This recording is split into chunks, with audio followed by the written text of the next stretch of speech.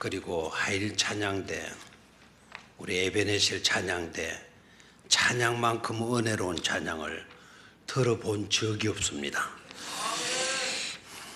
입에 발린 말이라고 또 그렇게 절대로 생각하지 말고, 또 인사치레로 하는 말이라고 생각지도 말고, 사실이 그래요. 본교회 목사가 본교회 찬양대에서 은혜를 못 받으면 안 되잖아요. 그렇죠? 맞죠? 예. 여러분들의 부모들만큼 여러분들을 생각해 주는 사람이었고, 또 부모들은 여러분들의 자녀만큼 부모를 생각해 주는 부모이 누가 있겠어요? 우리 교회 찬양대가 최고의 수준의 찬양대라는 거 꼭 여러분들이 그렇게 믿고 아멘으로 받아주시고, 기도할 때마다 늘 기도해 주시기를 바랍니다. 어느 찬양대가 그렇다고요? 어느 한 찬양대만 딱 말하면 또 다른 찬양대가 삐지니까. 그러니까 첫 번째는 어느 찬양대?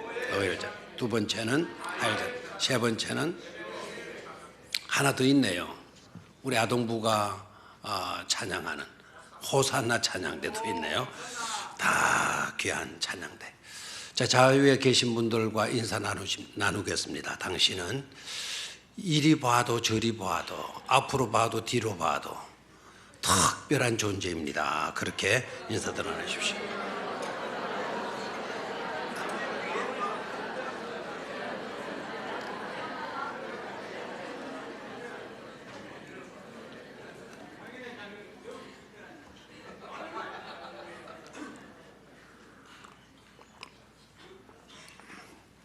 아무튼 우리 1, 2, 3, 4 여준대 헌신 예배인데, 오늘 이 헌신 예배를 통해서 우리 뽀로떼아랑 교회, 우리의 제2의 선교지 교회의 수군 사업인 입구 도로 포장 공사가 꼭 은혜 가운데 완성되어질 수 있도록, 완공될 수 있도록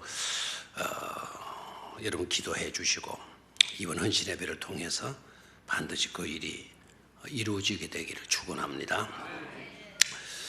오늘 저녁에는 우리가 너무나도 잘 알고 있을 라합의 이야기를 하게 될 건데, 일반적으로 지금까지 알아왔던 라합의 이야기로만 여러분 그 단정 짓지 말고, 또 확정하지 말고, 뻔한 이야기일 거다 그렇게 생각하지 말고, 오늘 이 사건 속에 감추어져 있는 놀라운 비밀들, 특히 하나님의 구속사의 손길이 어떻게 역사하시는가, 그거를 좀 발견할 수 있게 되기를 바랍니다.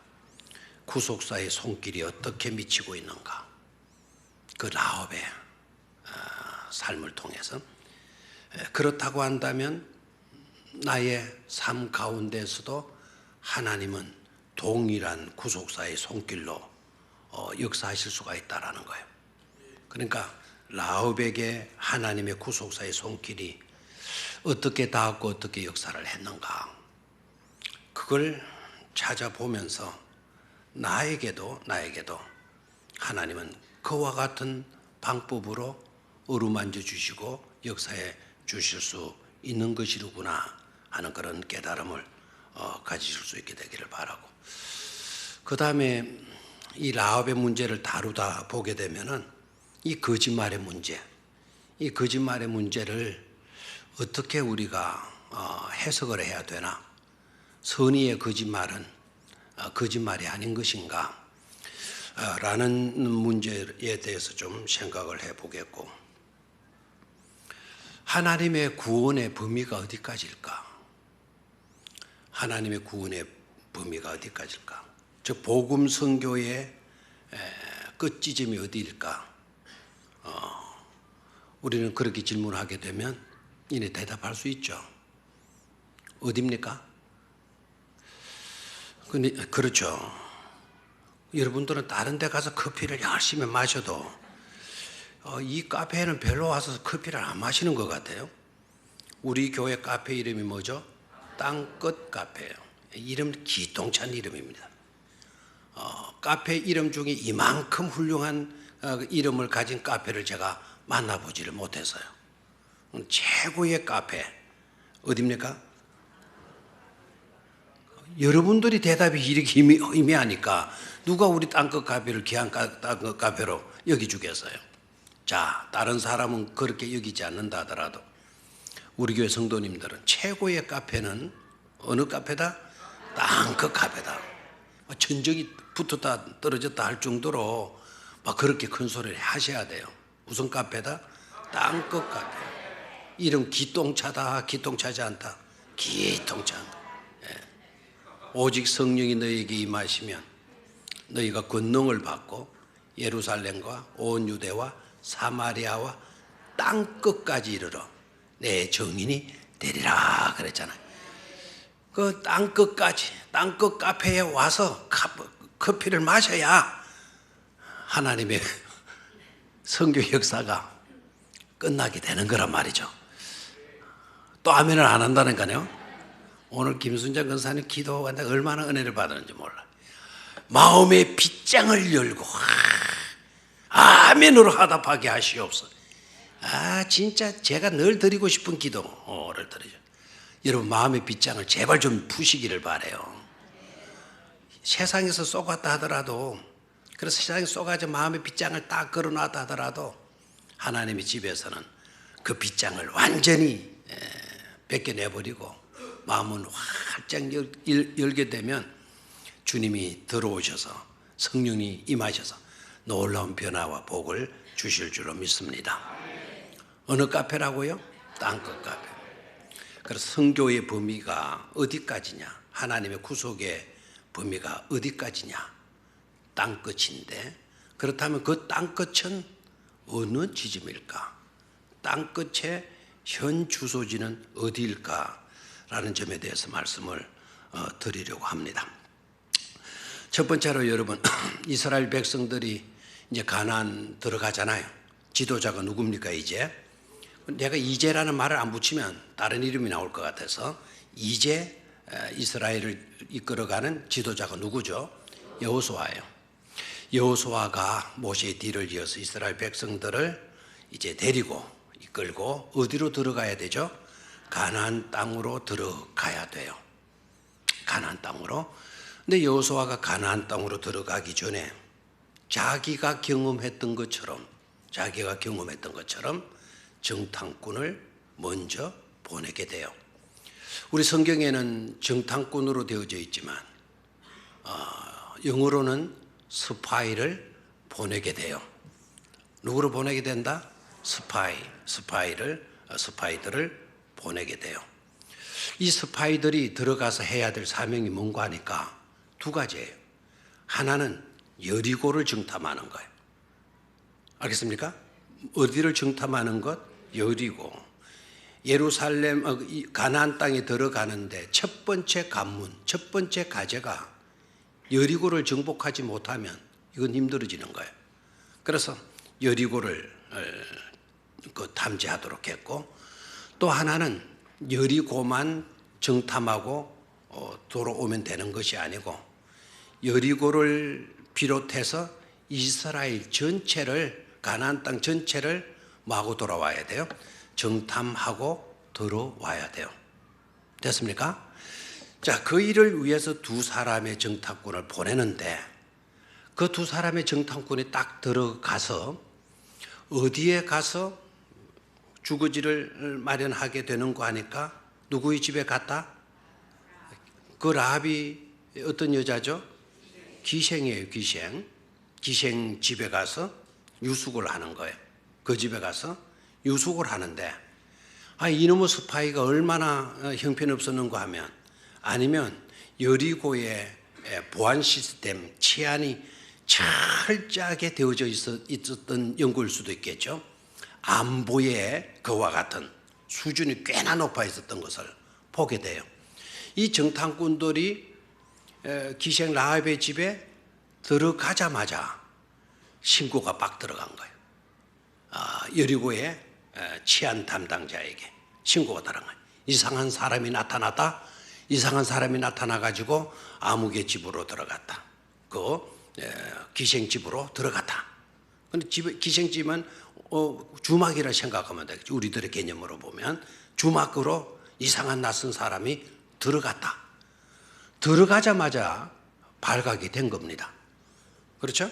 자, 그러면 중요한 과제가 실패로 끝날 수가 있는 거예요. 경비병들이 들어닥쳐요. 와가지고는 이 집에 이상한 사람 두 사람이 들어왔다는데 어떻게 된 거냐? 들어왔냐? 안 들어왔냐? 라합을 추궁하게 되죠. 라합은 이미 띵동 띵동 그 초인배를 누르는 소리를 듣고 라합은 벌써 알아차리고 두 사람의 스파이들을 어떻게 합니까? 지붕 위에 가서 딱 숨겨놓는 거예요. 숨겨줘요. 옥수수 거적대, 옥수수 대를 말리는 그곳에다가 두 사람을 숨겨두고, 그리고 경비병들이 들어와서 이 집에 이상한 사람이 들어왔다고 신고가 들어왔는데 어떻게 된 거냐? 빨리 말을 해라. 끄집어 내도록 해라. 그러니까 라합이 뭐라고 이야기하죠? 들어온 거 맞다. 들어온 거 맞는데 여러분들 올 걸 알고 그 사람들이 피해갔다. 지금 빨리 따라가면 그 사람들 말 수 있을 거다. 잡을 수 있을 거다. 그러니까 이 경비병들이 돌아가지고 집 수색도 안 하고 그 라합의 말을 듣고 뒤쫓아가서 잡으려고 했잖아요. 맞죠? 자, 그러고 난 뒤에 라합이 두 사람을 불러내려가지고 내가 이렇게 해서 경비병들을 보냈다. 내가 소문을 들었는데 당신네들의 하나님에 대한 이야기를 내가 들었다. 아말렉을 무찌르고 그 인근의 나라들을 진멸한 하나님의 이야기를 우리가 듣고는 이 백성들이 지금 두려움으로 간담이 녹았다 그래요. 오늘 여기에서는 라합은 간담이 녹았다라는 말은 하지 않고 라합은 우리의 마음이 다 뭐해져 버렸다? 녹아져 버렸다. 그 앞에 구절을 좀 올라가죠. 바로 앞에 구절이 7절입니까? 2장 7절, 11절을 같이 읽습니다. 시작.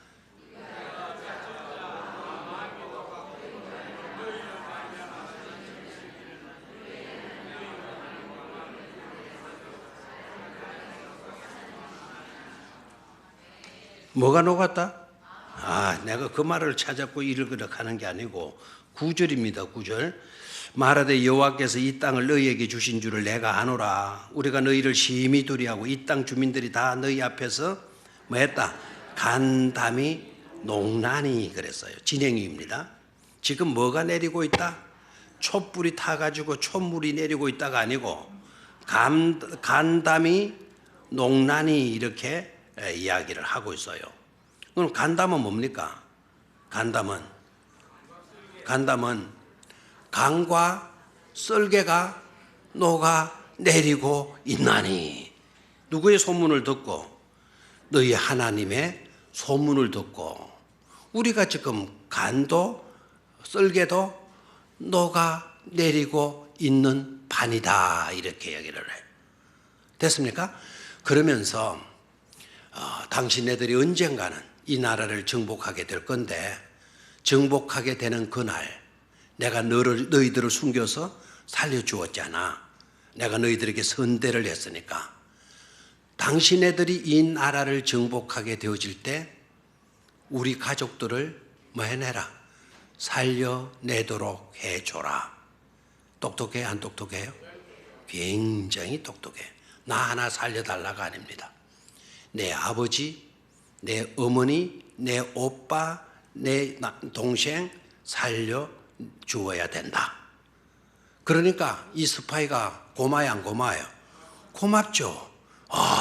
그렇게 하고 말고 그렇게 대답을 해줘요. 그런데 이 라합이 말이라는 거는 그때 그 말이 입에서 뱉어지고 나면 아무리 좋은 말이라도 남아있어요? 사라져요? 사라지고 마는 거예요. 그러니까 말 가지고는 안 되겠다. 그렇게 여기고는 나에게 뭐를 달라? 정표를 딱 내놔라 이거예요. 뭐를 달아? 정표를 내놔라. 그렇게 살려줄 것이라고 하는 확실한 표를 나에게 달라 그래요. Give me a sure sign. Give me a sure sign. 확실한 사인을 나에게 달라 이렇게 요구를 해요. 그랬더니 이 스파이가 어떤 방식으로 사인을 줘야 될지 이 고민이 되잖아요. 그렇죠? 그런데 딱 해답을 당장 찾아요. 이미 이 두 정탐꾼을 도망갈 수 있도록 하기 위해서 라합이 창문에다가 뭐를 내렸죠? 천을 내렸어요. 그 천 색깔이 뭐죠? 12가지 색이 있는데 12가지 색 중에 어떤 천을 내렸다? 붉은 천을 내렸다라는 거예요. 자, 이게 굉장히 의미가 있습니다. 하필이면 왜 붉은 천이냐? 우연이겠지. 우연히 하다 보니까 빨간 천. 우리 집안에 천으로 생명구원 그 벨트로 쓸 수 있는 것이 빨간 것밖에 없었으니까 빨간 천을 내려놓고 있을 것이다 라고도 생각할 수 있지만 후속사적인 관점에서는 중요한 의미가 있죠. 정표를 바로 이 스파이들이 그것을 삼게 돼요. 우리가 다시 이곳으로 정복해 들어오게 될 때, 이 땅으로 들어오게 될 때 정표란 바로 이거다. 네 창문에 뭐를 내려라? 붉은 천을 내려놓도록 해라. 분명히 약속하는데 붉은 천이 내려져 있는 집에 안에 들어있는 사람은 누구이든지 간에 털끝 하나 상하지 않도록 내가 지시를 하겠다. 됐습니까? 그러나 네 부모라도 네 형제라도 이 천이 내려진 이 주택에서 벗어나 있다고 한다면 그것은 우리가 보장할 수 없다. 됐습니까? 그래서 붉은 천이 내려져 있는 그 주택 안에 있는 사람들은 누구를 막론하든지 간에 반드시 뭐 하겠다? 살려주겠다 라고 하는 것이 두 스파이가 라합에게 준 정표가 되어지는 겁니다. 됐습니까? 그래서 붉은 천 안에 거하는 사람은 다 전쟁 속에서도 죽는다, 살아남는다 하는 내용이에요. 실제적으로 이스라엘 백성들이 가나안 정복으로 들어가고 여리고 정복으로 들어갔을 때 이스라엘 군사들이 붉은 천이 내려져 있는 라합의 집을 공격했다 안 했다? 공격하지 않았다라는 거예요.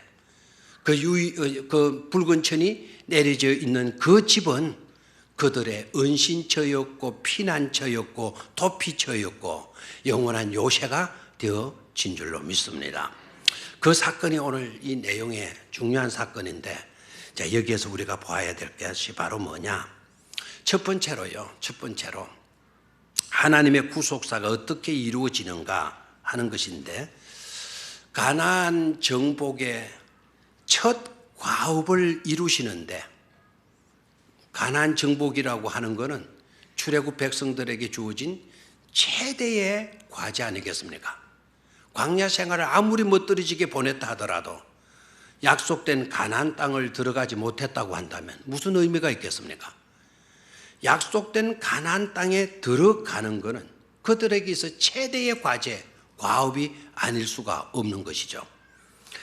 가나안 정복의 최대의 첫 과업이 그 과업을 이루시는데, 하나님은 많고 많은 사람들 가운데서도 어떤 사람을 쓰시는고 하니까 부정한 사람을 사용하시고 있다는 점이에요. 부정한 사람을 사용하시고 있다는 점이에요. 이렇게 해도 반응이 심찮고 크게도 반응이 심찮고, 가나안 정복의 첫 과업을 이루시는데, 가나안 정복은 이스라엘의 최대의 과제죠. 하나님의 구속사, 그 엄청난 하나님의 구속사를 완성하는 일에 어떤 사람이 사용되어지고 있다? 부정한 여인이 사용되어지고 있다라는 거예요. 하나님의 구원사에게. 참 너무나 멋진 여성들 있잖아요. 가문도 좋고 스펙이 찬란한, 학벌도 좋고 사회적으로 유망하고 인정받는 그런 여자들도 수없이 있을 건데 하나님의 최대의 과업을 이루시는데 하필이면 기생이냐? 하필이면 왜 희생을 통해서 하나님의 그 거룩한 구원사를 이루어 가시고 계시는가? 퀘스천 마크예요. 하나님의 구원사는 이렇게 이루어져 간다는 사실이에요. 인류를 구원하시기 위해서 하나님의 독생자 예수 그리스도를 이 땅에 보내시는데, 이 땅에 보내실 때에도 예루살렘에 내놓으라고 하는 모든 조건을 갖추고 있는 그런 여자들 중에 하나를 통해서 하나님의 구원사를, 하나님의 독생자 예수 그리스도를 보내셔도 누가 말을 하겠습니까? 그런데 내놓으라 하는 여성들 다 배제시키고 저 북쪽에 나사렛이라고 하는 산동네 시골 아가씨, 누구를 들어 쓰시죠? 마리아를 들어 쓰셔서 전 인류의 구원사를 하나님은 이루어 가시고 계시지 않습니까? 이미 그와 같은 일들이 구약의 가나안 정복 사건에서 보여주시고 계셨다라는 거예요. 아멘입니까? 그래서 하나님의 구원사 속에서는 뛰어나야만 하나님의 구원사의 도구로 쓰여질 수가 있다 놓습니다. 형편없는 사람은 다른 것도 아니고 하나님의 구원사, 구속사를 이루시는데 형편없는 사람은 거기에 낄 수가 없어요. 낀다는 것은 엄두도 못 낼 일이지 않냐. 우리는 국회의원 하나 뽑아도 스펙 가진 그런 사람들 가능한 한 뽑으려고 하죠. 그런데 대인류의 과제를 이루시는데 하나님의 구속사, 하나님의 구원 방법은 그러지를 않았다라는 거예요. 비천한 여자 정도, 미천한 여자 정도 아니고 못 배운 그런 여자도 아니고 기생이잖아요, 신분이. 이 기생이라고 하는 이 단어, 우리나라의 기생도 수준 있는 기생들 많아서요. 많죠? 우리나라 기생들 무시하면 안 돼요. 갑자기 생각이 안 나네. 황진이, 논계, 이런 여자들 시조 읊은 거 봐요. 세계적인 시인이죠. 그렇죠? 논계, 생각이 안 나네, 이거. 논계, 유명한 뭐가 있죠? 또 황진이는 뭐 했죠? 청살리 백개소의 수의감을 자랑하라. 거기입니까? 예. 그거 웬만한 사람 못 지어요. 그 사람들의 신분이 뭐죠? 귀신. 수준 있는 사람들이 어떻게 보게 되면. 농계 같은 여자는 애국자 아닙니까? 애국자죠. 우리보다 애국심이 더 투철한 그런 분 아닙니까? 우리는 그 짓 못했어요. 그런 생각도 못했어요. 농계는 적군의 외장을 같이 어디입니까 거기가? 난강, 진주 난강, 진주는 막 같이 죽자 해가지고 들어간 거예요. 그 대단한 여자. 여기 기생이라고 하는 이 단어는요, 재미나요. 히브리어 단어가 조나 자나예요. 히브리어 단어가 뭐라고요? 조나 자나. 외우기 좋아요. 꾸벅꾸벅 졸고 있는 사람 조나예요. 졸고 있는 사람 조나, 기생입니다.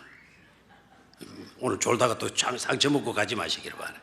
웃자고 하는 이야기니까.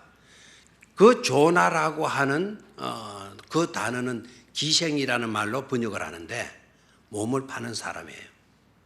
우리처럼 시를 읊거나 그런 유의 기생을 말하지 않고 몸을 파는 여성을 조나라 그래요. 그리고 자나는 명사형이에요. 사람이라는 뜻이에요. 조나, 자나. 조나는 몸을 팔다. 조나는 몸을 파는 사람. 자나는 몸을 파는 사람. 이렇게 되는 거예요. 그럼 틀림없이 이 라합은 뭐를 파는 사람? 몸을 파는 부정한 여자예요. 가나안의 정복이라고 하는 대가업을 이루시는데 그렇게 부정한 여자, 부정한 사람, 비천한 하류급의 사람을 통해서 가나안 정복을 이루어 가시려고 하시는 거예요. 이게 누구의 섭리 방법이다? 하나님의 구속사라는 거예요. 하나님의 섭리 방법이다. 두 번째로 우리가 여기서 생각을 해야 될 거는 라합은 어디 사람이죠? 라합은 여리고 사람이에요. 자, 여러분, 여리고 지역은 가나안 지역이죠. 지금은 이스라엘로 통하지만 그때 당시에는 그 지역이 어느 지역으로 통하는? 가나안 지역이죠. 그렇죠? 하나님께서 모세에게 명령하고 모세가 또 여호수아에게 지시한 것이 있어요. 가나안 땅에 들어가게 되면 가나안에 살고 있는 모든 주민들을 다 뭐하라고 했죠? 죽이라고 그랬어요. 심각한 문제예요, 이게. 그냥 군인들만 죽이라, 뭐 지성인들만 죽여라, 뭐 이런 것이 아니고 어린 아이까지, 심지어 태중에 있는 아이들까지 진멸하라고 지시를 해요. 누가요? 모세가 생각해서 말한 게 아니에요. 하나님이 그렇게 명령을 하셨어요. 이해가 됩니까? 그런데 그렇게 멸절을 시켜야 될 라합인데도 불구하고, 라합도 그쪽 지역의 여자이기 때문에 반드시 라합도 뭐 해야 되는 겁니까? 죽여야 되잖아요. 진멸해야 되잖아요. 진멸해야 될 사람인데도 불구하고 그 라합은 구원을 받나요? 진멸을 당하나요? 구원을 받잖아요.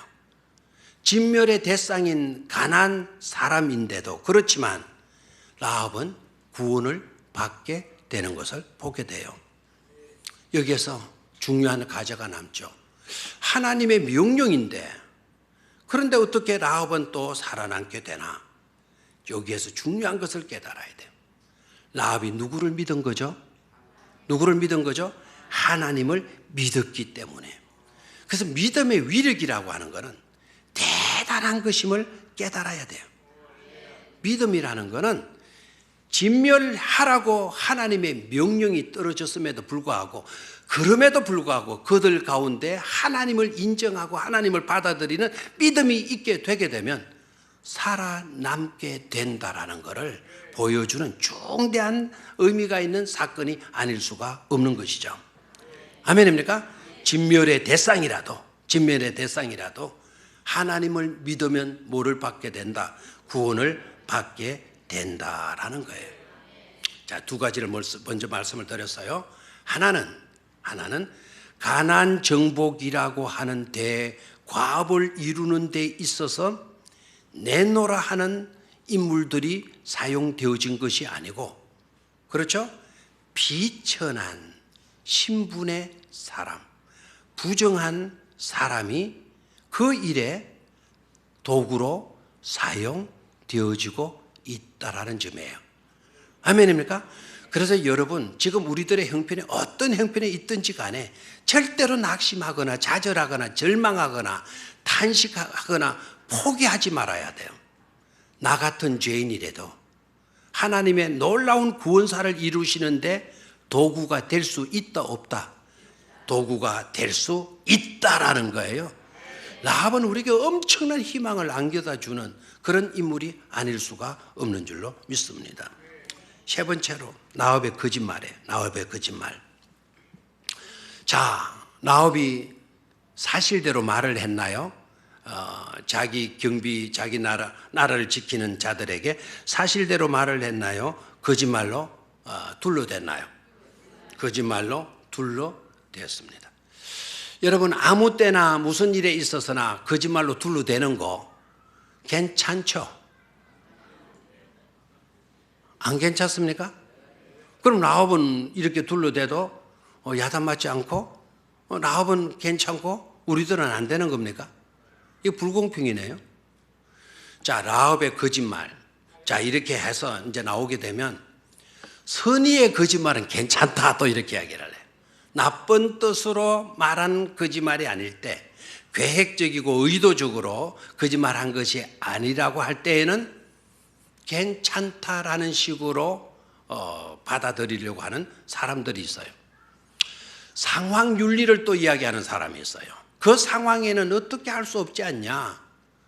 어떻게 할 수 없는 입장이다 보니까 거짓말을 둘러대도 되는 것이다. 그래서 상황에 따라서 할 수도 있는 것이다. 이렇게 말하는 경우들도 있는데 그것도 바른 해석이 아니에요. 자, 그러면 라합의 거짓말, 이 거짓말을 우리는 어떻게 해석할 수 있어야 되나? 여기서 중요한 것이 있어요. 중요한 과제가 있는데 그 중요한 과제가 바로 뭐냐 하면 윤리적 잣대이냐 신앙적 잣대이냐는 거예요. 다시 한번, 윤리적 잣대인가 신앙적 잣대인가라는 거예요. 알겠습니까? 자, 윤리적인 잣대를 가지고 라합의 거짓말을 다루면 안 된다 이 말입니다. 무슨 말인지 아시겠죠?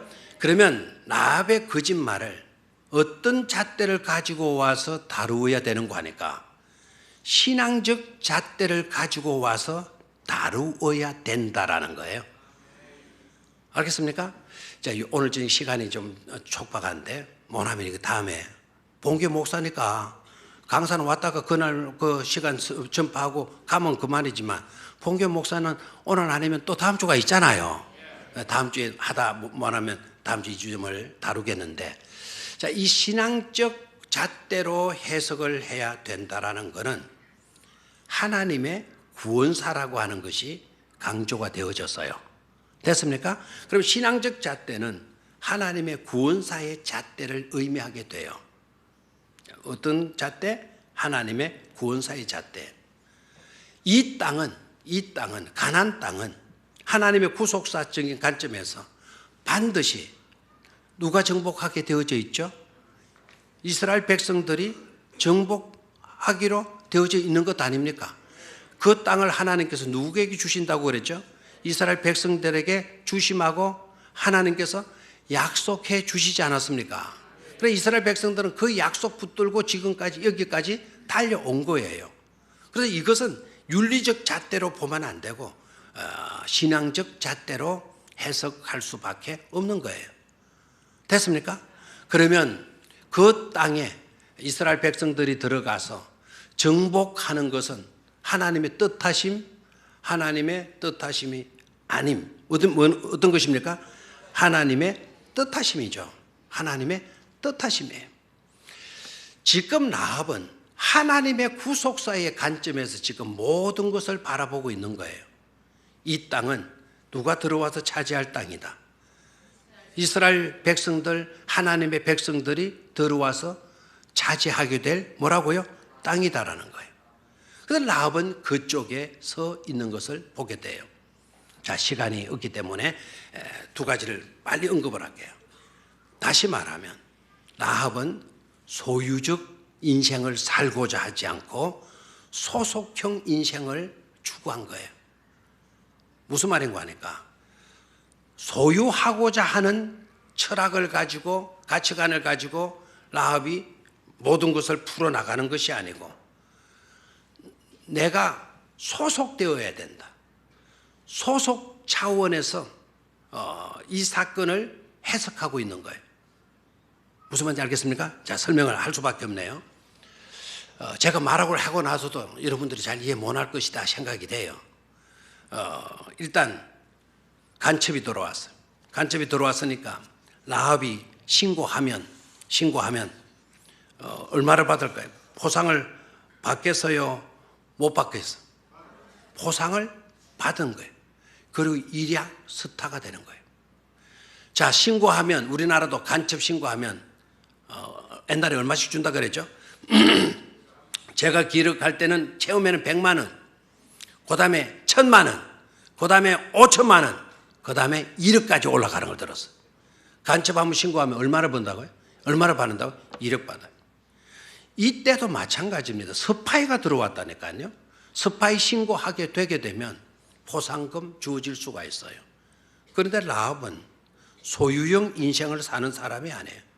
나에게 보상금이 1억이 오건 2억이 오건 5천만 원, 3천만 원이 오는 그건 나에게 중요하지 않다. 나에게 지금 중요한 거는 소속의 문제다. 망하고 무너지고 말, 그리고 참 신이 아닌 그와 같은 종교를 가지고 사는 이 나라에 소속되어져 있는 내가 되어 있어서는 안 된다. 소문에 듣자니 이스라엘 백성들이 믿는 그 하나님이 참 신이라는 것이 분명하게 드러나고 있는데 나는 이 세상 잡신에 소속된 그와 같은 인생을 살 것이 아니라 바로 천지를 창조하신 역사의 주관자가 되시는 하나님께 소속된 존재가 되어야 된다라고 하는 그런 믿음을 갖고 있었던 거예요. 아멘입니까? 그래서 가나안 족속으로 보게 되면 스파이지만 하나님의 구속적인 관점에서 보게 되면 이것은 스파이가 아니에요. 오히려 하나님의 백성을 지켜주고 하나님의 백성이 보낸 정탐꾼들을 보호해 주어야 할 사명과 그것이 자기의 본분이라는 것을 라합은 알고 있었다는 점이에요. 알겠습니까? 가나안 입장에서 보면 너는 그 나라를 팔아먹고 그 거짓말을 한 거짓말이지만 소속형 인간으로 봐서 나는 누구께 속해야 된다? 하나님께 속해야 된다. 하나님께 소속되어져 있는 사람으로서 하나님의 백성을 지켜주는 것은 마땅한 일 아닙니까? 너무 수준이 높습니까?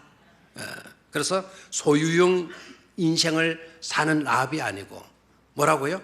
소속형 인생을 추구하고 있는 라합이라는 것을 우리는 발견할 수 있어야 될 줄로 믿습니다.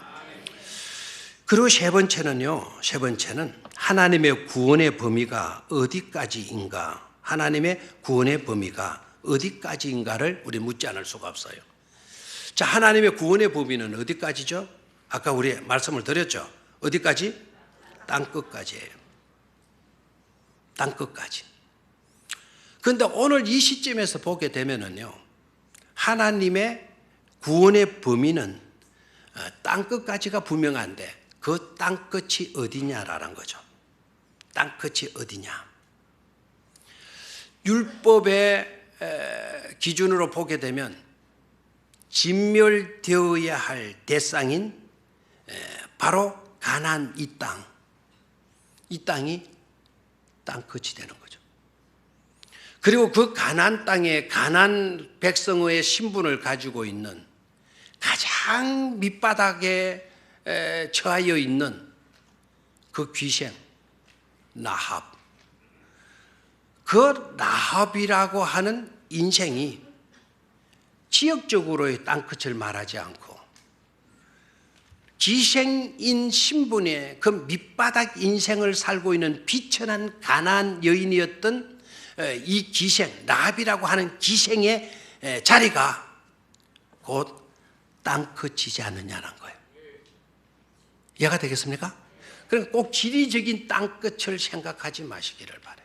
가장 밑바닥에 버려져 있는 그 인생, 가장 비천한 자리에 놓여져 있는 그 사람이 땅끝이 되어지는 거죠.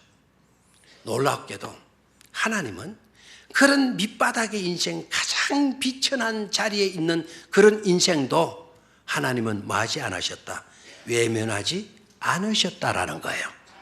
그의 구원을 안겨주고 그 집안의 구원을 안겨주고 그리고 가나안 땅에 속하여 살고 있는 사람이라도 믿기만 하면 구원을 받게 되는 문을 열어주신 줄로 믿습니다.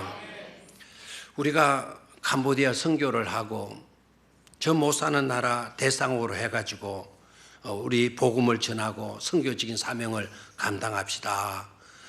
그렇게 이제 우리가 계획을 하고 강구를 하고 뜻을 모으고 기도하고 추진해가고 그러잖아요. 근데 이제 혹 가다가 다들은 아니지만 그분들의 생각이 틀린 것은 아닐 거예요.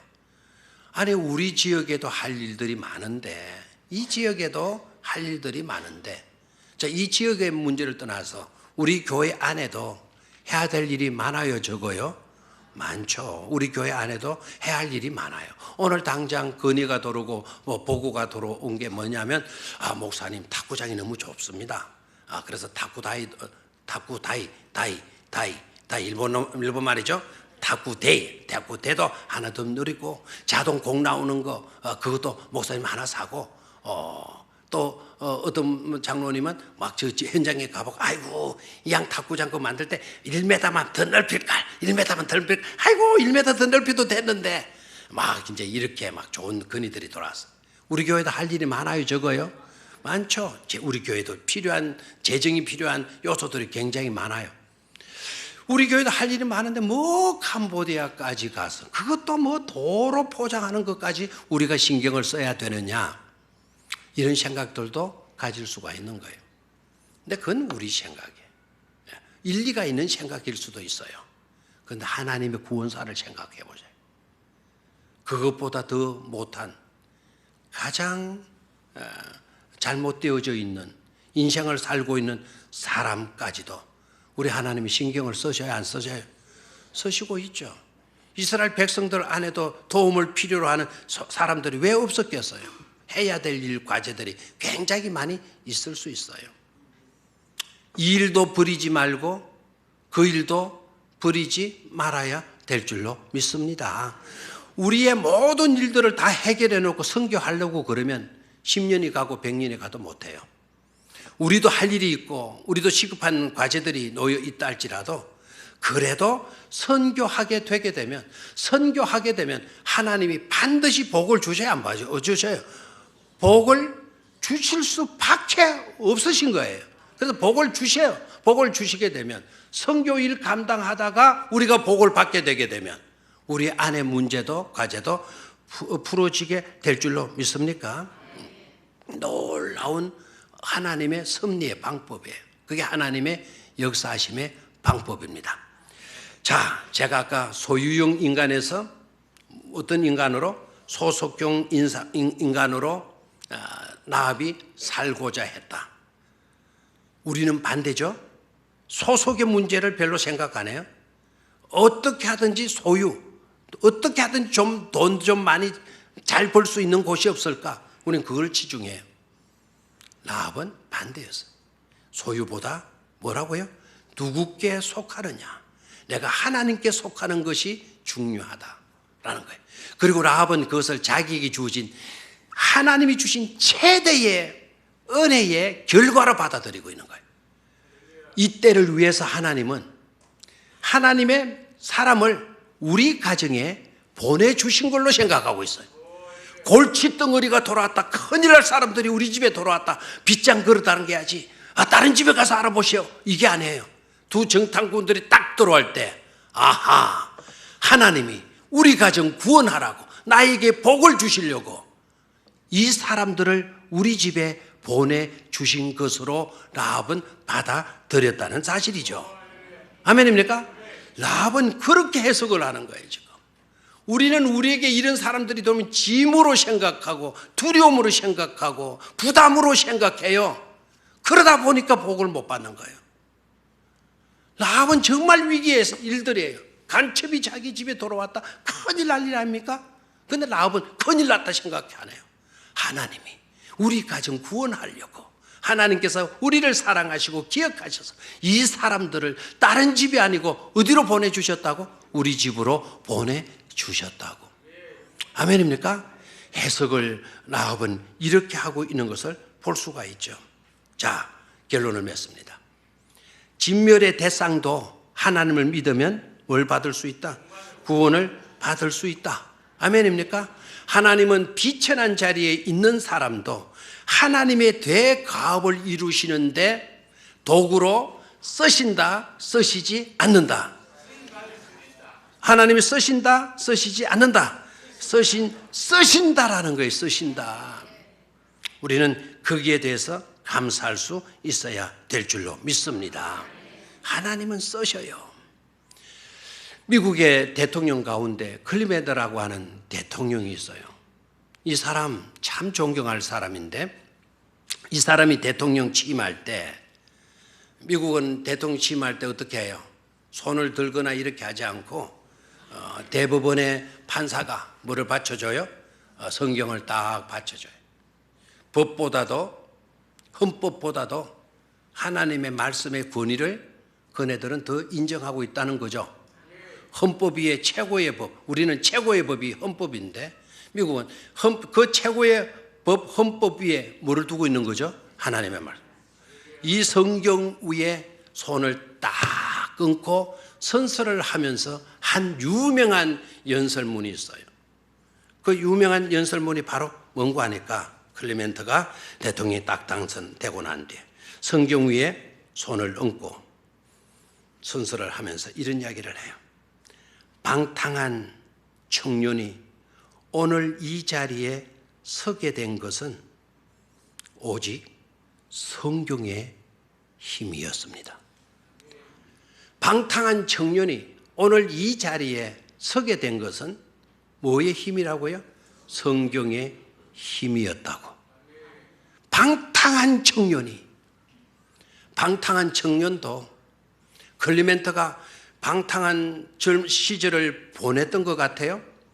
방탕한 청년이 이 자리에 서게 된 것은 뭐의 힘이었다고요? 성경의 힘이었다? 성경은 하나님의 말씀인 줄로 믿습니까? 하나님의 말씀의 힘이었다라는 거 아닙니까? 하나님께서 사랑하셔서 우리에게 말씀 주시는 것 아닙니까? 그 사랑의 말씀에 의해서 오늘 내가 있게 된 것입니다 라는 거예요.